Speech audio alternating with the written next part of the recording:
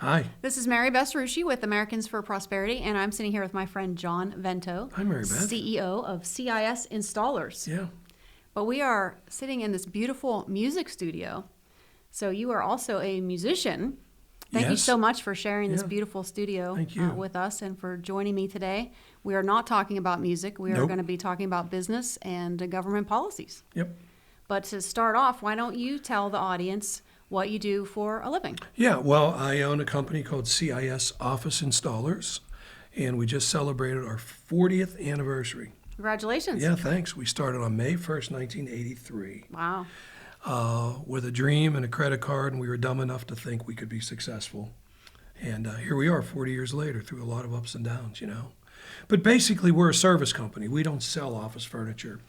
But we assemble, install, deliver, warehouse. We unfortunately decommission a lot of facilities in this current climate. After COVID, Yeah, the wave of home offices. well, the wave of home offices. So companies maybe had this much space prior to COVID, and now it's this much space. And all that furniture and cubicles and all that stuff, much of it is simply disposed, unfortunately. Well, speaking of COVID and downsizing, you've been a successful businessman for 40 years. How did you survive that downtime as somebody who literally makes your living off of office space? Office and activity. Well, it was really tricky, needless to say. And it forced us to rethink our whole business model, first of all. We've been blessed for many years to have a good reputation and good quality service and integrity. So we were still a go-to for these kind of services. It's just that COVID shifted those services from new installations, new offices, expansion, more into reconfiguration, consolidation, what we call decommissioning, the shrinkage. So we didn't feel the pain as much as maybe furniture suppliers did. That was way more significant of an impact, selling new furniture. And how many employees do you have? Well, right now we're down to about 25. Prior to COVID, that was at 45 to 50. I don't know where they went.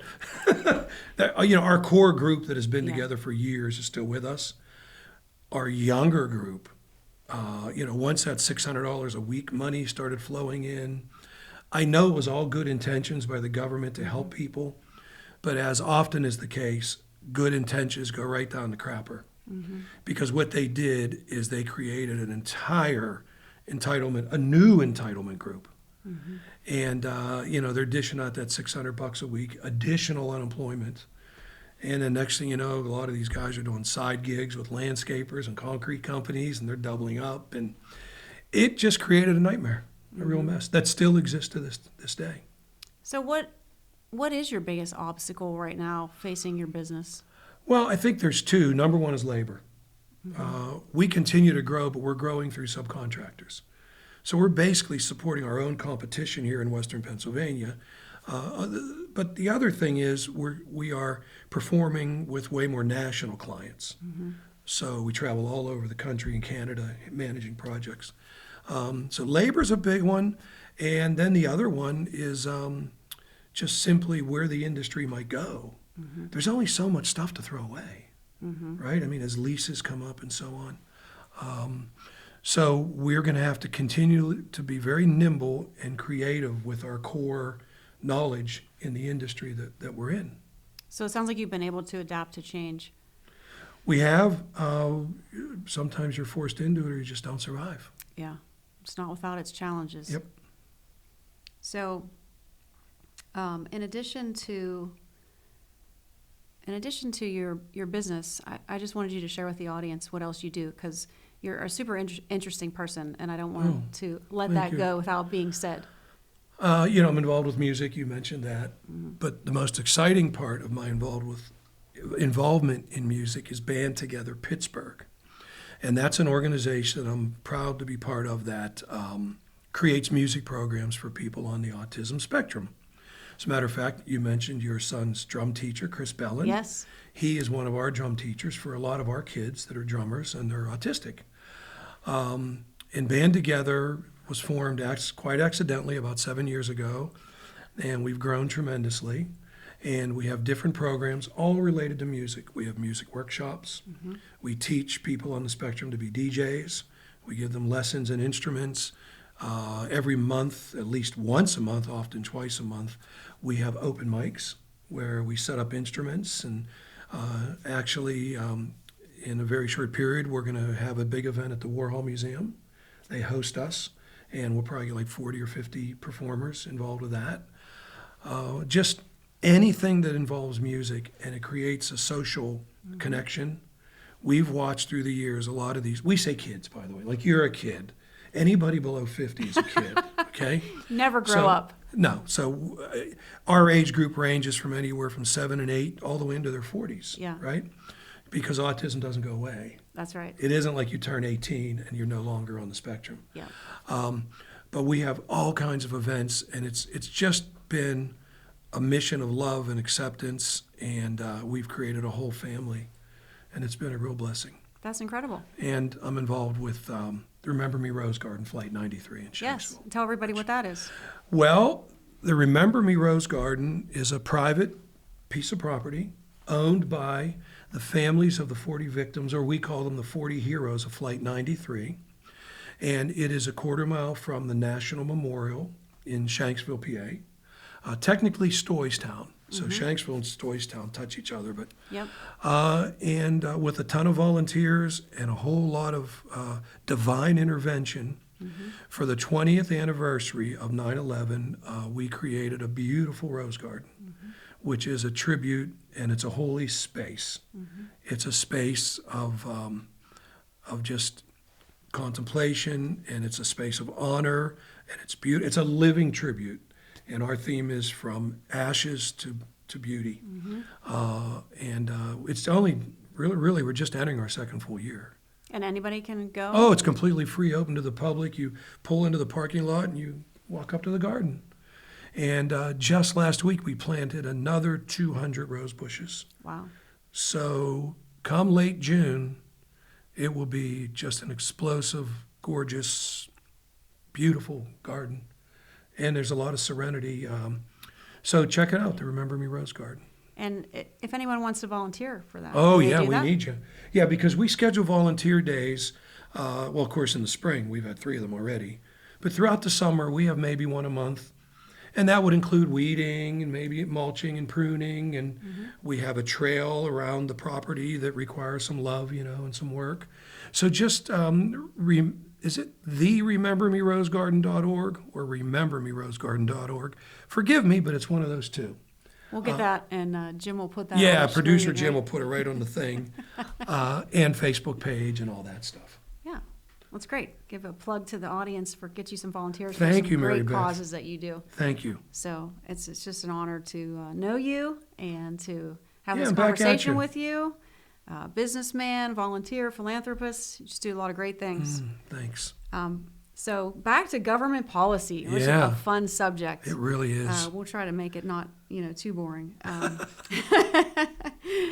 So I'm going to ask you if the American dream is still alive and well today. Well, that's a tough one. Of course, people can become successful still, I would say right? you've lived the American dream. Yeah, I have, but I started 40 years ago. There's a Yeah. lot more obstacles today. Yeah. A lot more obstacles. Well, like what? Well, you've got way more regulations than ever before. Yeah. Just the whole recent financial requirements and the banking requirements have changed dramatically. So there's not as much flexibility. I'm an optimist. Yes. So can you start a business and be successful? Of course, we see it every day. Yes. Is it a lot tougher than it has ever been? Without question.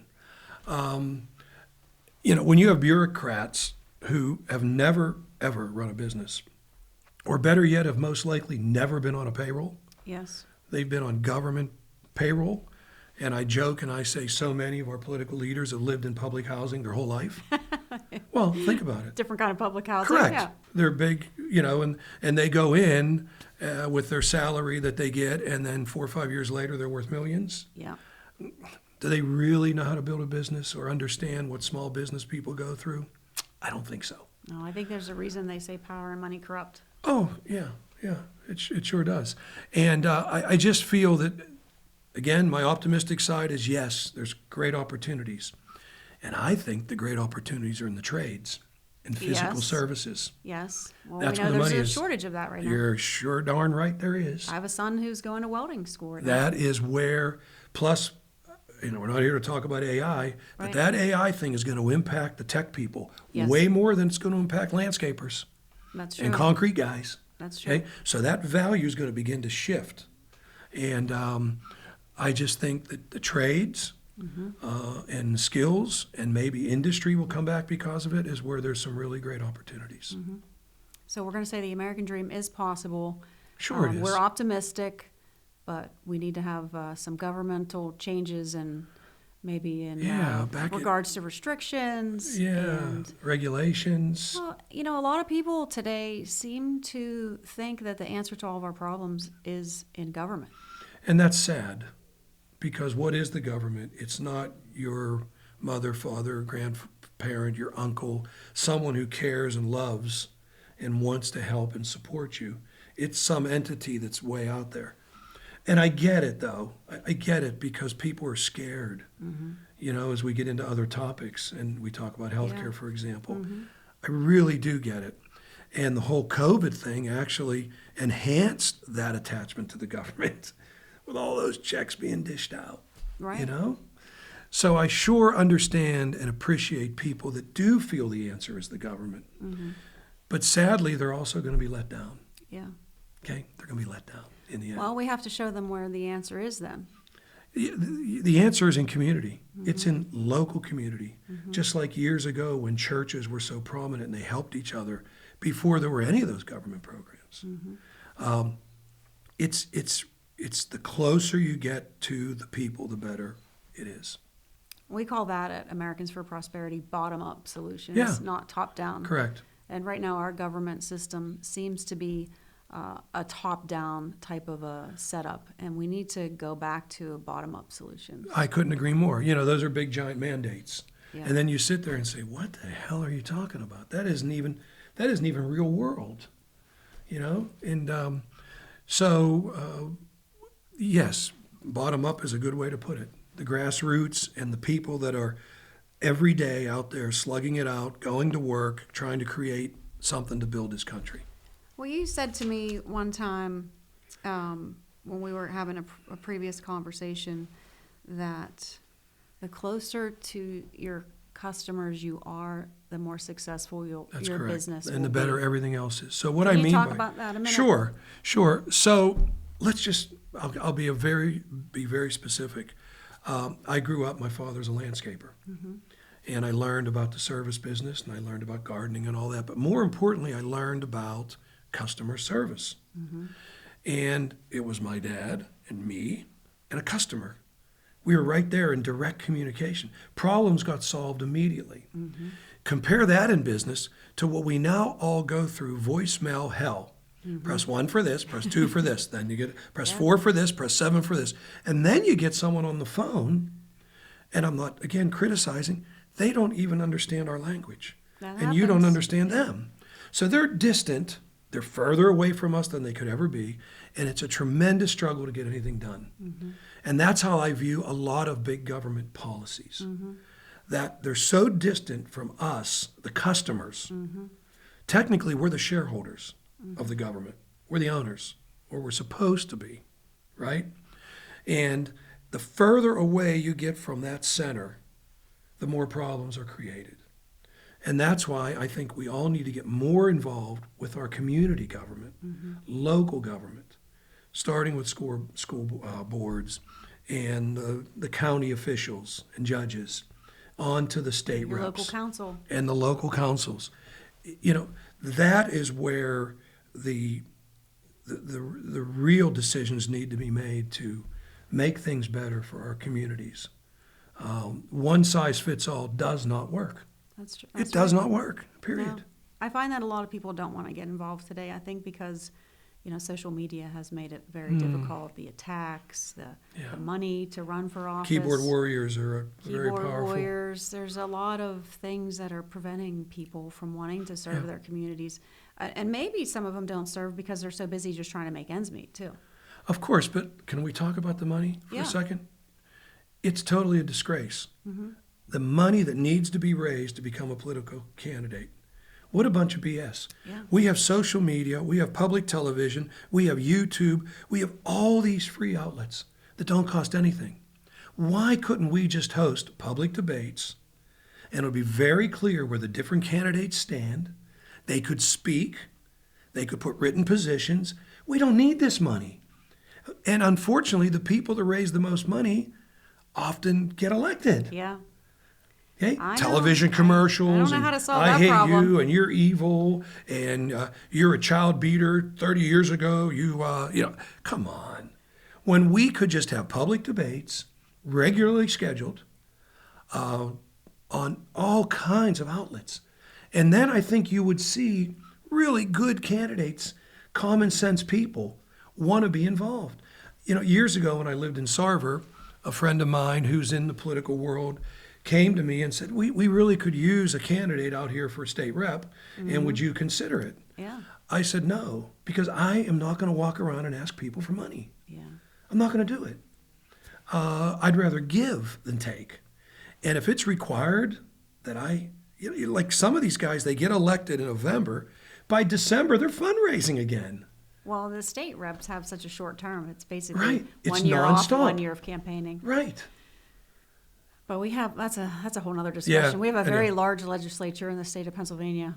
Yeah. I mean, it downsized a tiny bit, but I think we probably have a little bit of an inflated system here. Our population has dropped over the past 25 years. Yeah. So, Let's talk about right now. There's also, I would say, a war against the wealthy, right? class envy. Class warfare. You're on one of my favorite subjects in the world. Oh, good.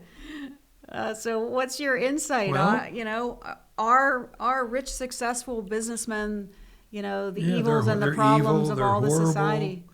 Well, first again, I have to come clean. I was raised landscaping with my father, Yeah.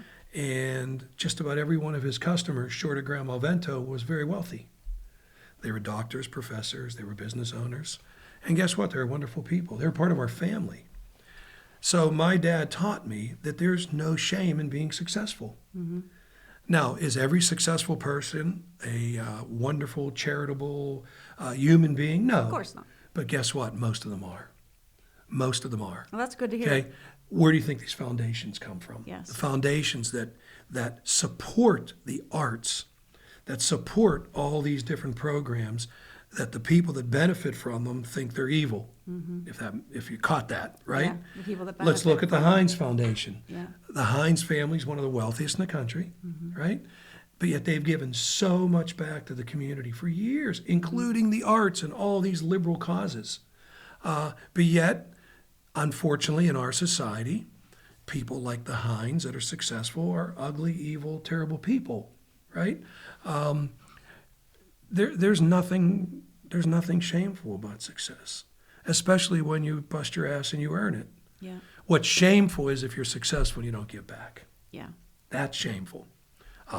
Excuse me, but my experience is that most successful people, especially the ones that I know, are generous to the nines.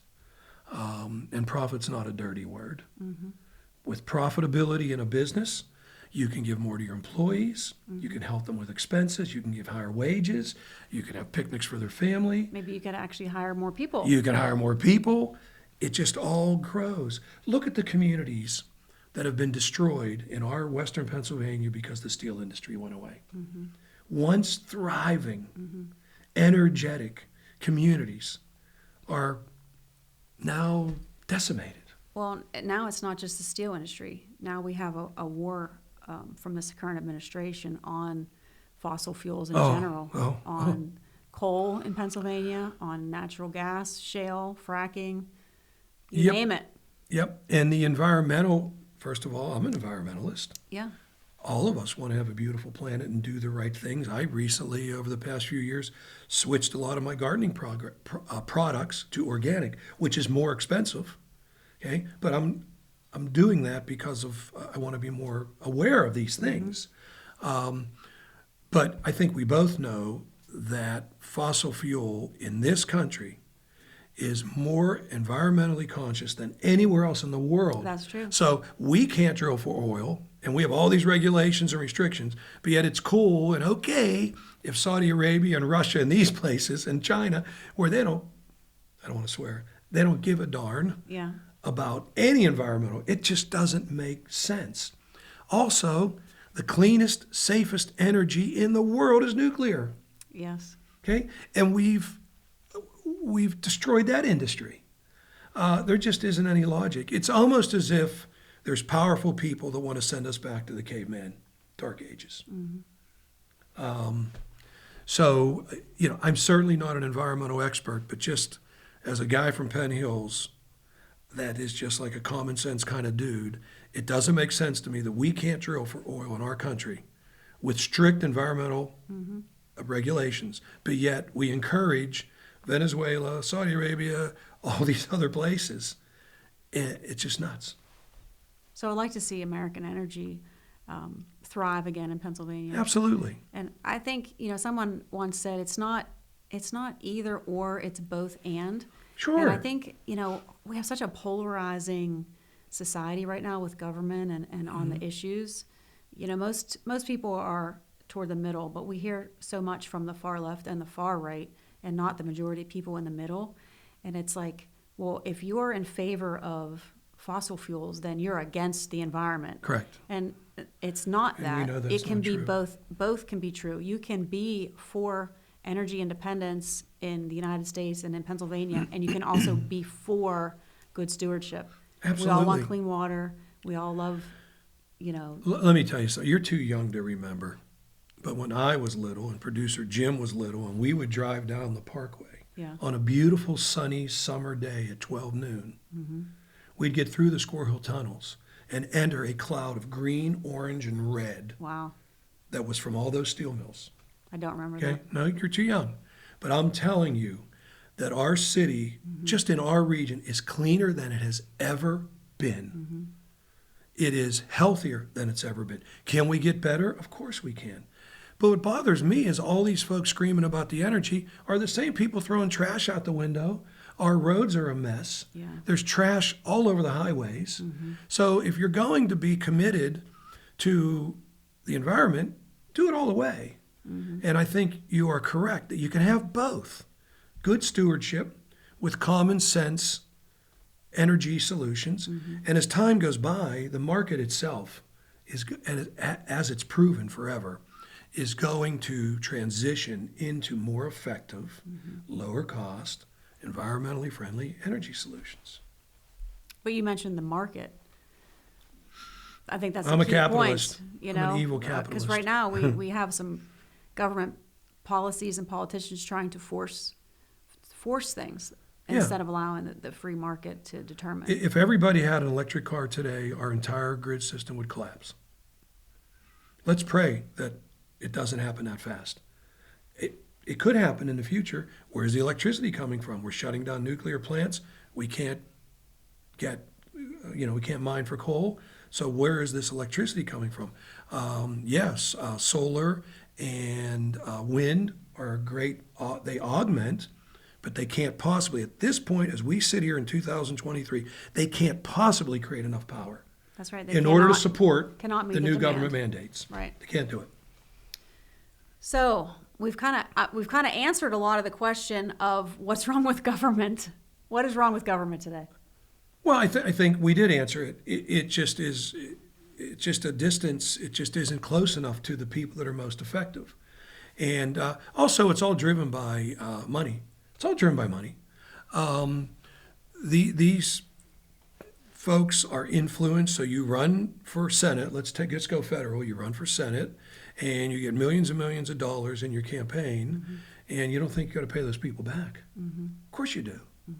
So you lose focus of the bigger picture of who your community is. Not everybody.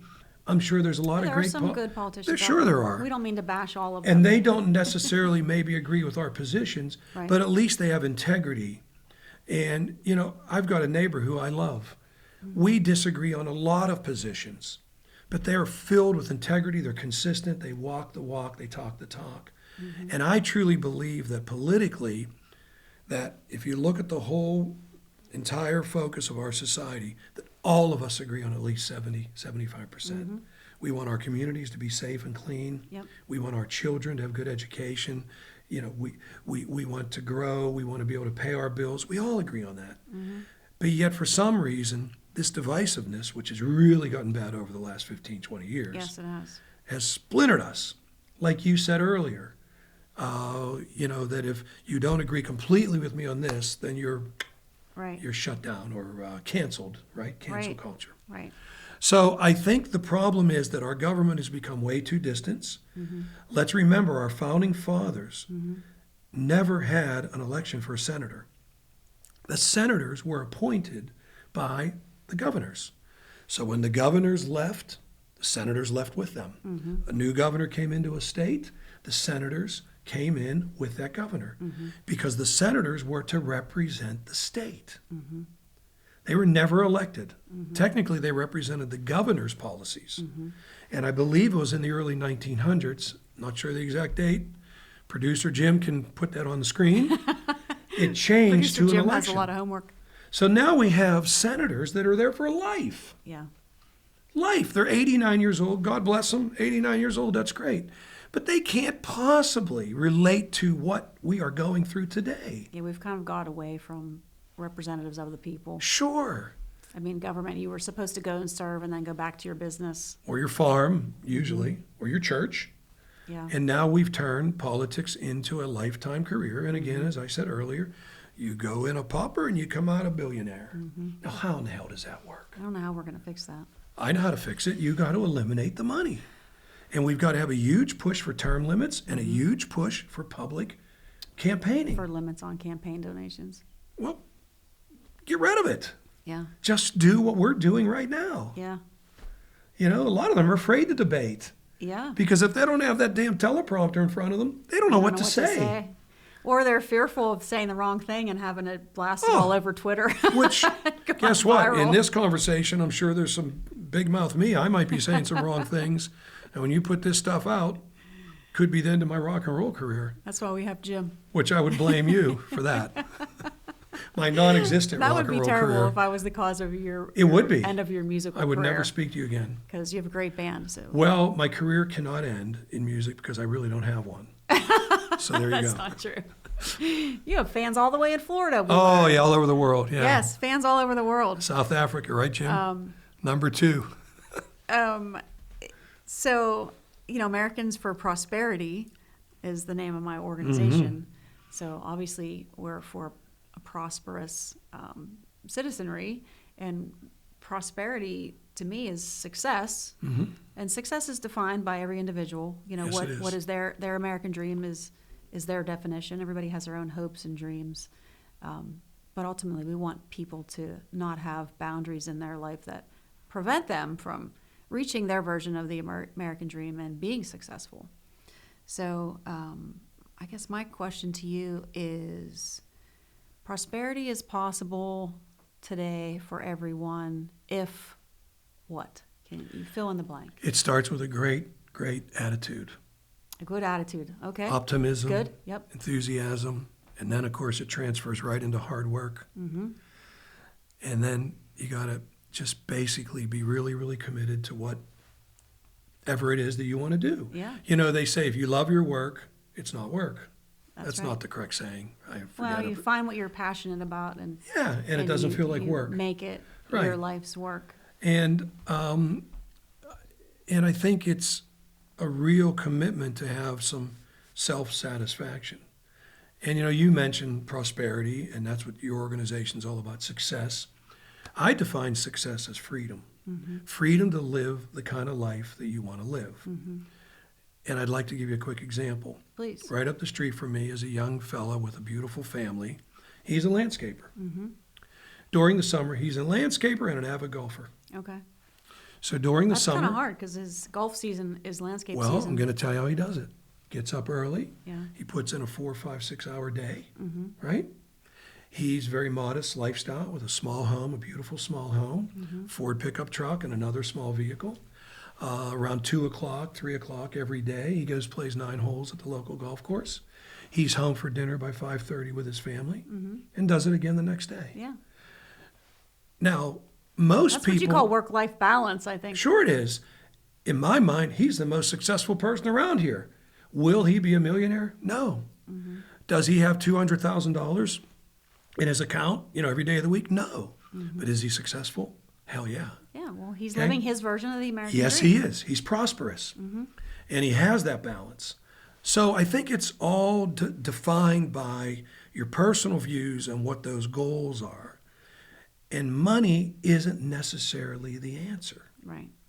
We measure money with the trinkets, that if you have this many trinkets, then you're considered successful. There's a lot of miserable people with a lot of money. That's true. A lot. So freedom. Your It's answer is freedom to live the life you want to Prosperity live. is freedom. Yep, Freedom to live the life that you want to live. yep. I love that. So we were going to talk about healthcare a little bit. Why don't we? Let's talk about healthcare. As a business owner, you provide healthcare to We your do. employees. We do. Which has to be a hefty bill. It's huge. And, healthcare costs have gone up dramatically. They Do you have. know roughly, can you speak about the challenges of providing healthcare as a business owner Yeah. today? So for us, since the Affordable Care Act, our health care has more than doubled. The challenges are cost. You said more than doubled? Yes, since the Affordable Care Act. So Our since healthcare. President Obama was in Yes, office, your Obamacare, whatever they healthcare call has it, more over than that doubled. period of time. I just want to make sure everybody heard that because that's huge. Yeah, well, we're not alone with that. Mm-hmm. Also, not only has the cost increased dramatically, but the benefits and the care have reduced dramatically. Mm-hmm. So it's the number one, And so you're paying more and getting less. of course. That was our slogan last summer for our True Cost of Washington campaign. Yeah, we Pay are. more, get less. Sure. I mean, my wife is now on my plan since I just got married. Mm-hmm. And Congratulations. a blessing, soon to be 3 years, to an angel that the Lord brought into my life. Aw. She struggles with muscular dystrophy. Aw. She's now on my health care. Yes.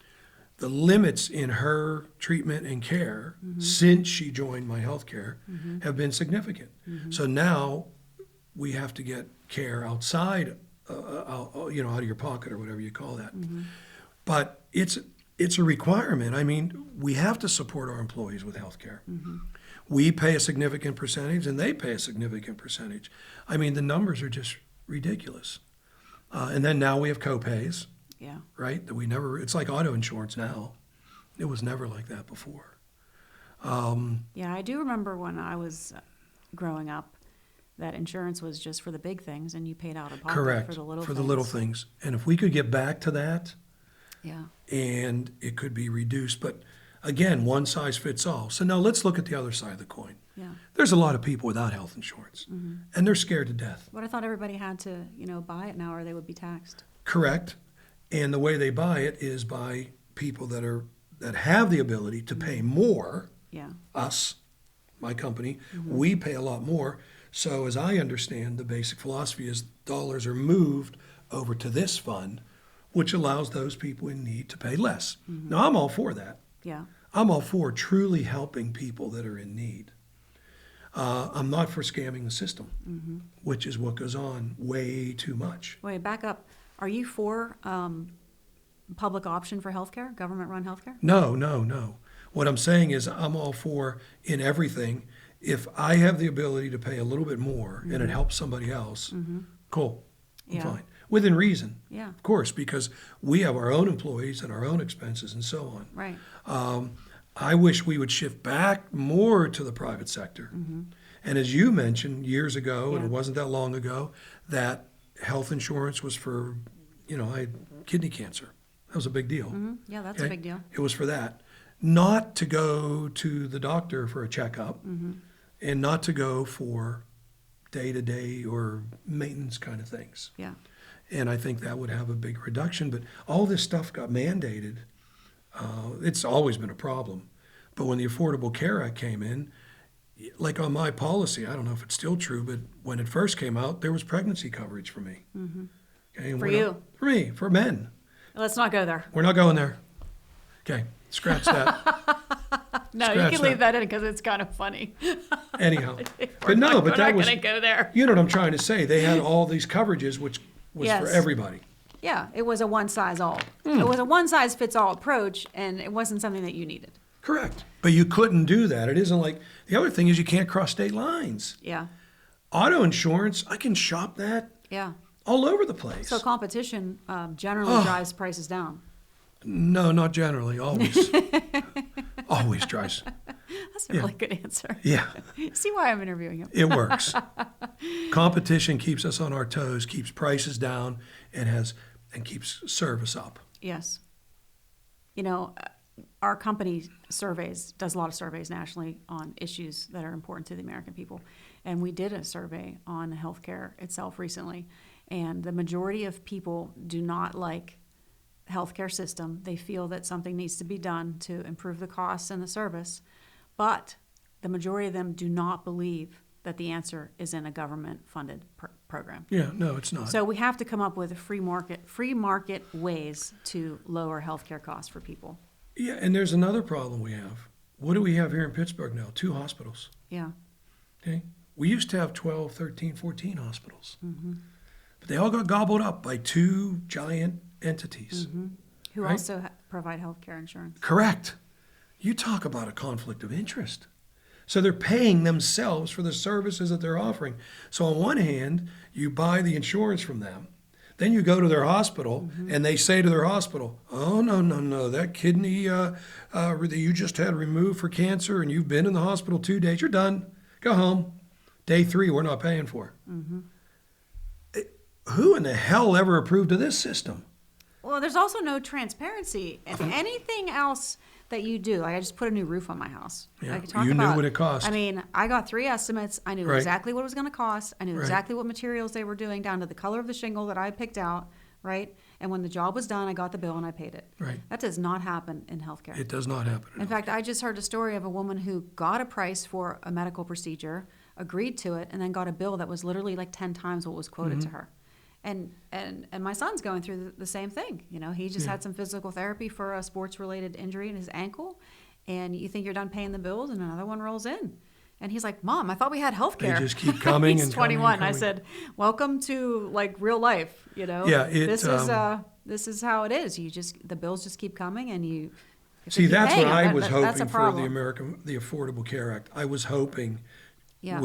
with true reform, crossing state lines, Crossing state lines. competitiveness, break up these insurance/hospital monopolies.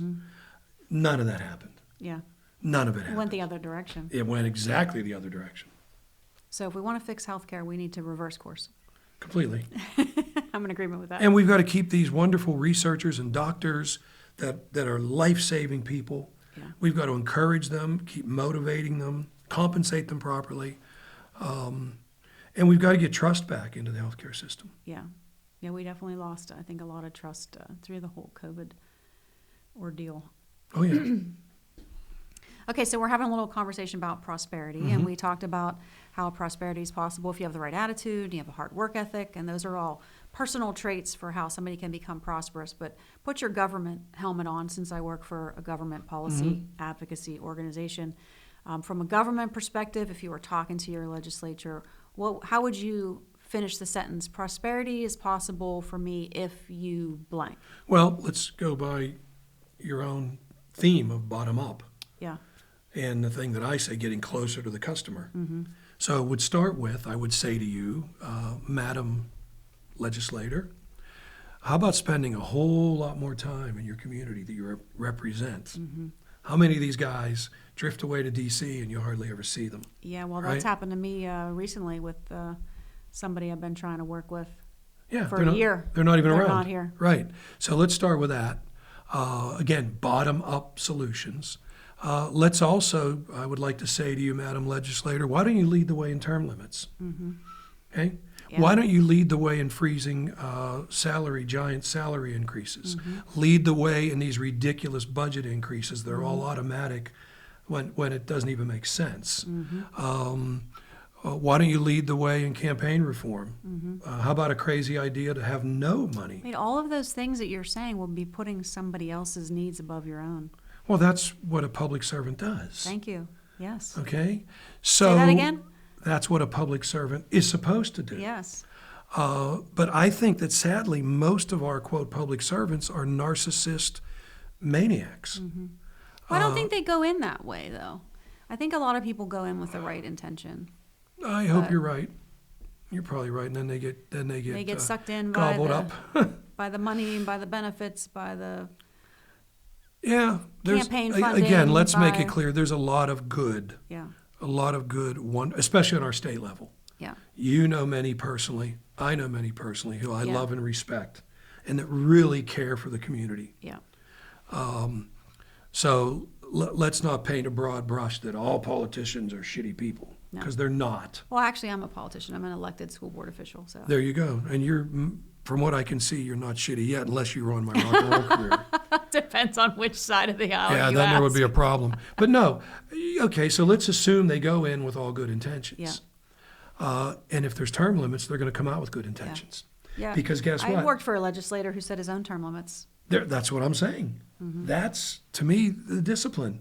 And if you have term limits, and whether it's 3 terms, 4 terms, whatever it is, I'm specifically talking about Congress, then you don't have time to become a billionaire, because you're not making all those connections and you're not doing all those little deals, Yeah. because you're serving your time and you're done. But if you're there for 20 years and you're there for 40, that's a career. That is just ridiculous.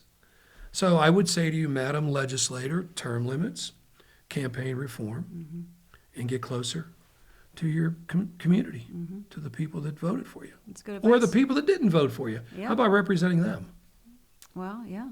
It's hard to represent multiple views. It is. You've got to I'm have. sure there's some challenges. Sure there is. It's tough. But you hit a little nerve with me when you were talking. You mentioned overspending in Washington. We didn't talk about that either. It's just, I don't, these automatic, the whole budget trigger thing, that it just automatically increases. Yeah. Could you imagine running your household that way, or a business? Well, I can just keep paying my bills and getting a credit limit extension on my And Visa. Every day. And just keep paying my this bills with whole my credit card? budget crisis is just so disturbing. We should have line item budgeting. We should have, in business, I called it zero budgeting, and I'll tell you why, because I faced bankruptcy twice in the late 80s Yeah. and then after 2001. Yeah. We were struggling so much we couldn't afford to go bankrupt. Yeah. So we had to buckle down, and we had to look at every single penny we were spending. And then I had to go to vendors and suppliers and say, hey, can you work with us? We're going to chip away. We're going to honor our debts, but we need to get very disciplined in our approach, zero budgeting. So it wasn't like you looked at last year's budget and said it was this amount of dollars. Right. No, it was zero budgeting. You started all over. Zero based. Zero based. So what can we do? What do we have to do to be effective? And when it's public money, it's not their money. It's our money. It's a slush fund. And they're not going to look at it that way. The more we spend, the more that we're spending in government, it seems that that's one of the main causes that we're having inflation right now. Well, all interest that- rates going correct. up. And we we've have devalued the dollar. The value of Yeah. the dollar going down. It's just basic economics. I'm not that smart, but if you keep pouring all this money into the economy and without anything behind it backing it up, it's just going to absolutely create this inflationary pressure. It's devaluing the dollar. Wages are going up, but they're going up, and they still can't keep up with inflation. So what the hell good is that? Well, I'm just a little concerned for the future of my children, the way that the spending is out of control in Washington D.C. Yeah, well, we need, and how many years have we been talking about it? But we need a leader that's going to really, really dive in and attack this subject. And I think the public would support it 100%. Nobody wants their benefits cut. No. So if they bring up Social Security cut, Yeah. or they bring up this cut, or Medicare cut, or federal defense funding cut, people go crazy. Yet they want the budget under control, but they don't want to give anything. And that's the tough part. That's the tough part. Well, there's a lot of budget that we don't see too. So there's a lack of transparency in some of the budgeting in Congress and in our federal government. Yep. So June 5th, again, Americans for Prosperity is launching our new campaign called Prosperity is Possible. So in one sentence or less, to you, prosperity is what? The freedom to live the life you want to live. I love that. And it's not measured by trinkets or dollars. Well, I wish you lots of prosperity in the future. Thank you. And I thank you very much for having this conversation with me today and letting me use your beautiful music studio. And I look forward to doing this again sometime. Thank you, dear one. Thank you. We really appreciate you coming out. Thank We you. really, and the work you're doing is wonderful. Oh, thank you. Thanks. Okay.